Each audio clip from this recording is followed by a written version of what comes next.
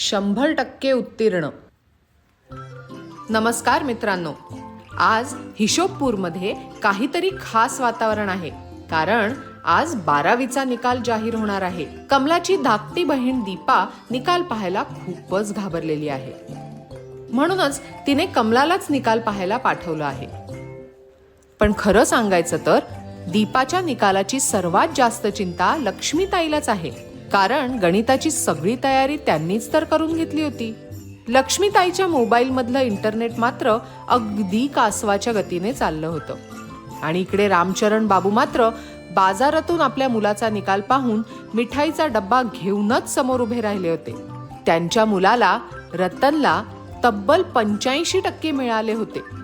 आता जोपर्यंत संपूर्ण हिशोबपूरमध्ये आपल्या अनमोल रतनची बातमी पसरवत नाहीत, तोपर्यंत ते शांत बसणारच नव्हते. 85?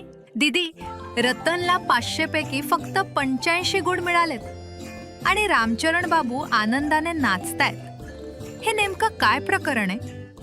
अगं वेडाबाई, फक्त 85 गुण नाही, 85%.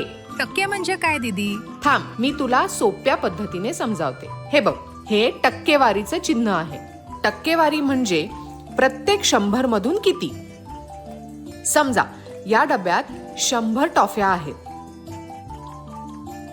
जर मी त्यातल्या 10 टॉफया विकल्या, तर मी म्हणेन मी 10% टॉफया विकल्या. म्हणजे 100 पैकी 10 म्हणजेच 10%. आणि जर 100 पैकी 70 टॉफया विकल्या, तर याचा अर्थ मी 70% टॉफया विकल्या आहेत. म्हणजे काय, एकूण 100 गोष्टी असतील, तर आपण ज्या भागाबद्दल बोलतो तोच भाग म्हणजे टक्केवारी. इतकं तरी कळलं ना? हो दीदी, पण 12वीला तर एकूण गुण 100 नव्हते, 500 होते. मग अशा वेळी टक्केवारी कशी काढायची? छान प्रश्न आहे, एकदम गणितज्ञ. जेव्हा एकूण संख्या 100 नसते, तेव्हाही टक्केवारी काढण्याची पद्धत असते. आपण 500 गुणांना 100 समान भागात विभागतो, म्हणजे प्रत्येक भाग होईल 500चा 1%. सांग बरं, तो एक भाग किती गुणांचा होईल? दीदी, अजूनही नीट कळत नाहीये. ठीक आहे, चल मी तुला टक्केवारीची पट्टी काढून समजावते. कोणती पट्टी? टक्केवारीची पट्टी. टक्केवारीची पट्टी बनवण्यासाठी आपण एका सरळ रेषेला अशा प्रकारे 100 समान भागात विभागलं, तर प्रत्येक छोटा भाग म्हणजे 1%. आता हाच नियम 500 गुणांवर लावूयात. 500 गुणांचे 100 समान भाग केले, तर प्रत्येक भाग होईल 5 गुणांचा, म्हणजे 500चा 1%. किती झाला? ठीक आहे दीदी, 5 गुण. अगदी बरोबर. हीच आपली टक्केवारीची पट्टी. अरे देवा, या सगळ्यात आपण दीपाचा निकाल पाहायलाच विसरलो. अरे हो, तूही ना कायम गणित शिकायची संधीच शोधत असतेस.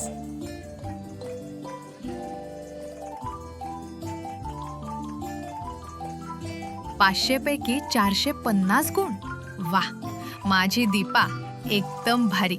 अरे वा, छानच. चल आता बघूयात दीपाला किती टक्के मिळालेत. पट्टीवर 450च्या खाली कोणता आकडा दिसतोय? 90 दीदी. मग दीपाला किती टक्के मिळाले? 90%. दीदी, एक विचारू, रतनचे एकूण गुण काढण्याची काही पद्धत आहे का? नक्कीच आहे. आपण जे केलं त्यालाच उलट करायचं. 85% म्हणजे 80 आणि 90 यांच्या मधोमध. मग त्याच्यावर किती गुण येतील? 80 आणि 90च्या मध्ये, म्हणजे 400 आणि 450च्या मध्ये. प्रत्येक भाग 5 गुणांचा आहे, म्हणजे 5वा भाग असेल 425 गुण. शाबास. अरे दीदी, हे बघ, दीपाला सगळ्यात जास्त गुण तर गणितातच मिळालेत. शेवटी माझीच विद्यार्थिनी आहे ना. मी नेहमी म्हणते, जो गणिताशी मैत्री करतो त्याचं आयुष्य नक्कीच अधिक सोपं होतं.